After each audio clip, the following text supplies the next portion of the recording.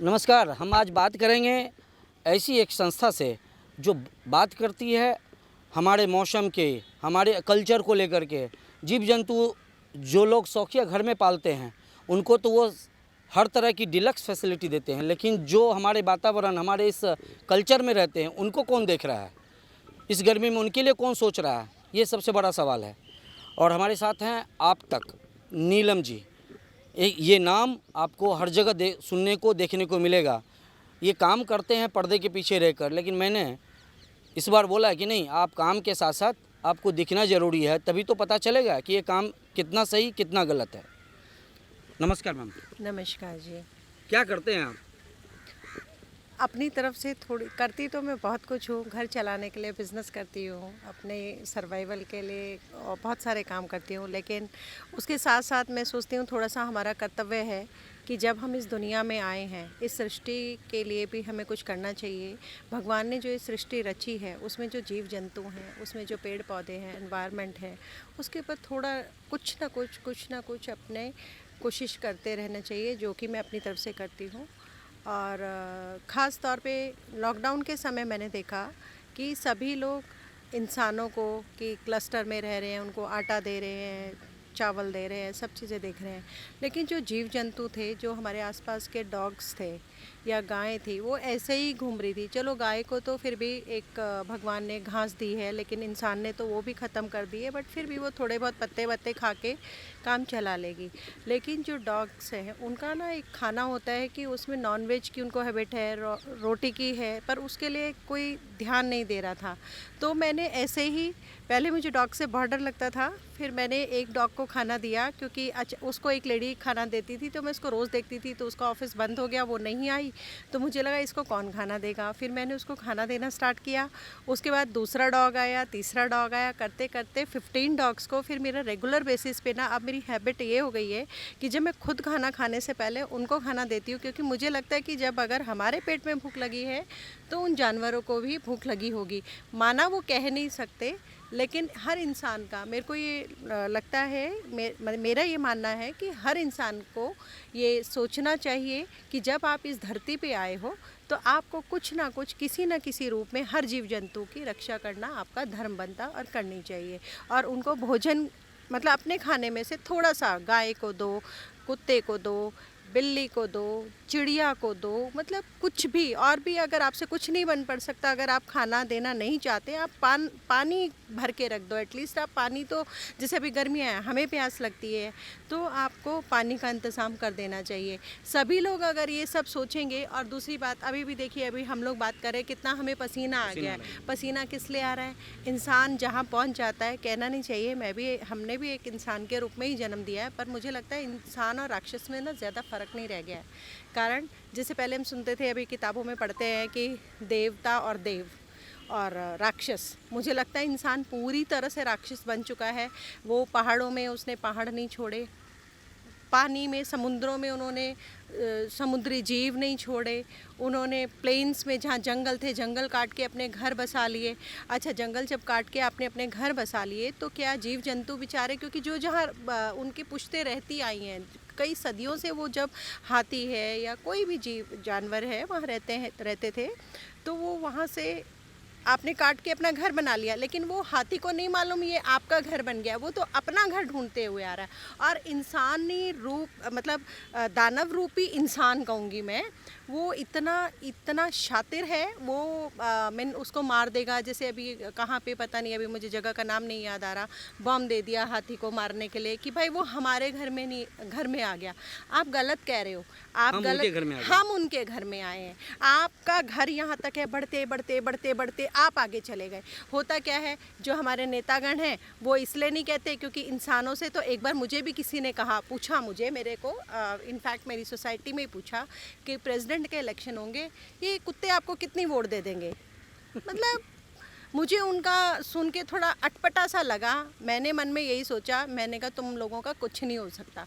बात कुत्तों की वोट की नहीं है, मैं वोट के लिए काम नहीं कर रही हूँ। मुझे मेरी एक इंसानियत, क्योंकि धरती पे हम आए हैं, ठीक है, हमने ये तो नहीं है ना हम अमर होकर आए हैं, एक दिन हमें भी तो अगली योनि में जाना है। अगर आप मानते हैं या नहीं मानते हैं, जिसको कर्म कहते हैं ना, वो बहुत ज़रूरी है। आप किसी को दिखाने के लिए नहीं करते।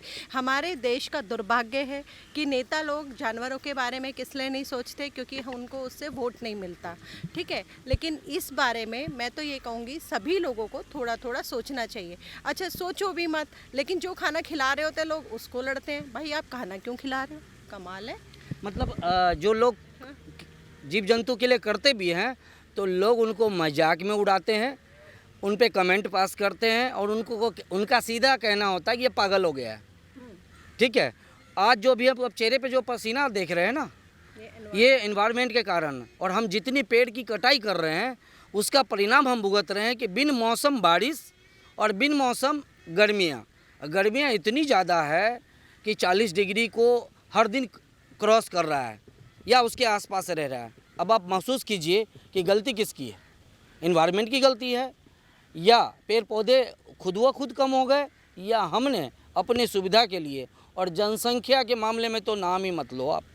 वर्ल्ड में सबसे पहला स्थान अगर किसी का है तो अपना भारत का है जनसंख्या के मामले में।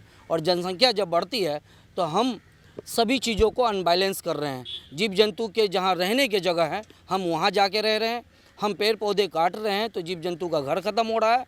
और ये जो वातावरण है, ये जो गर्मी, बारिश, बरसात, धूप, इस सब को अनबैलेंस कर रहे हैं। और जब कोई इंसान काम कर रहा होता है तो उस पर कमेंट पास होता है, ये तो पागल हो गया है। क्या सुनने को मिला? नहीं, बिल्कुल सही। देखो टचवुड मेरे को सुनने को तो मिला, पर नेक्स्ट टाइम वो कहने लायक नहीं रहता। क्योंकि देखो, या तो आप बहुत बोल्ड हो जाओ, जब आप कुछ कर रहे हो, आप अच्छा काम कर रहे हो, आप कोई चोरी नहीं कर रहे हो। आप, मेरा ये कहना है, अगर कोई मुझे बोलता आप खाना खिला रहे हो, आप क्यों खिला रहे हो, तो मैं बोलती हूँ मार के तो नहीं खा रही ना। अगर आप एक मुर्गे को मार के खा रहा और एक को दाना खिलाने में बहुत फ़र्क है। जब अगर किसी को, अगर हमारी उंगली में एक थोड़ी सी चोट लगती है ना, हम चीख पड़ते हैं, डॉक्टर के पास दौड़ते हैं।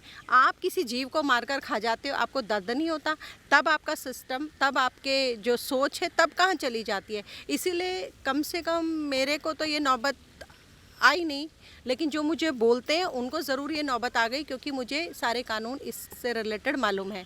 इसीलिए मैं तो सभी लोगों को ये बोलूँगी, जो लोग अगर डॉग फीडिंग करते हैं या कुछ भी गाय को खाना खिलाते हैं या चिड़ियों को, पक्षियों को दाना डालते हैं, तो वो कुछ गलत नहीं करते। क्यों?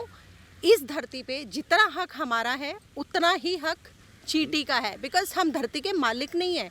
इंसान बहुत बड़ी गलत फहमी में है कि मैं धरती का मालिक हूँ। नहीं, मालिक तो एक ही है ना सबका, सबका मालिक एक है। चींटी भी उसकी नज़रों में बराबर है, कुत्ता भी उसकी नज़रों में। अगर हमने नाम कुत्ता रखा ना, मालिक ने कुत्ता नहीं रखा। अगर मालिक की हमारी नज़रों में कुत्ता है तो मालिक की नज़रों में हम भी कुत्ते हैं। आज नहीं तो कल, कल नहीं तो परसों किसी ने तो जाना ही है, और जाके अगर वापस लौट के आना है तो ये कर्म है। तो आम इंसान को आप क्या कहना चाहेंगे?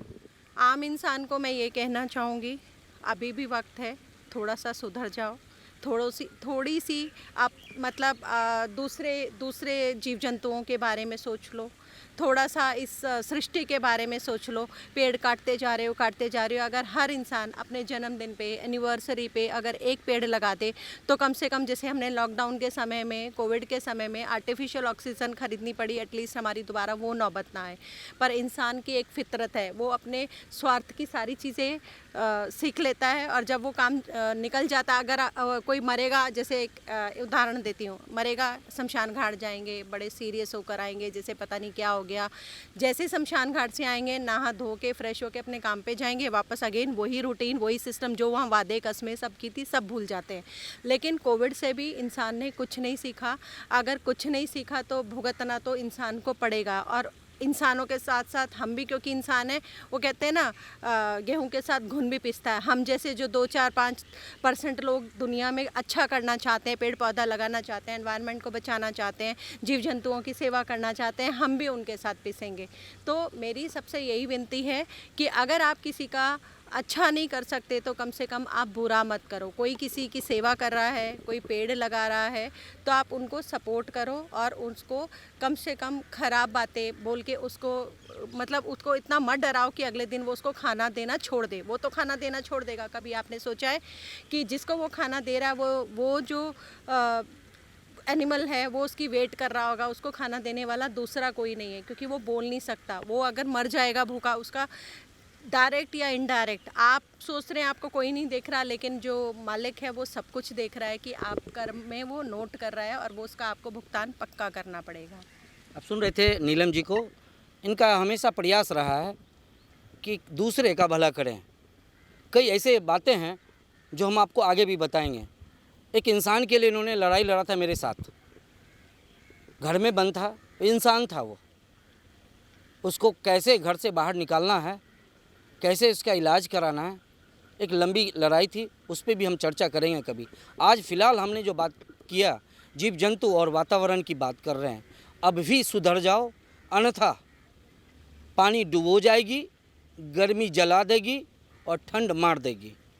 अगले अंक में किसी और विषय पर हम बात करेंगे। मैं रवि नीरज और हमारे साथ आप तक से नीलम जी। आज के लिए इतना ही। नमस्कार।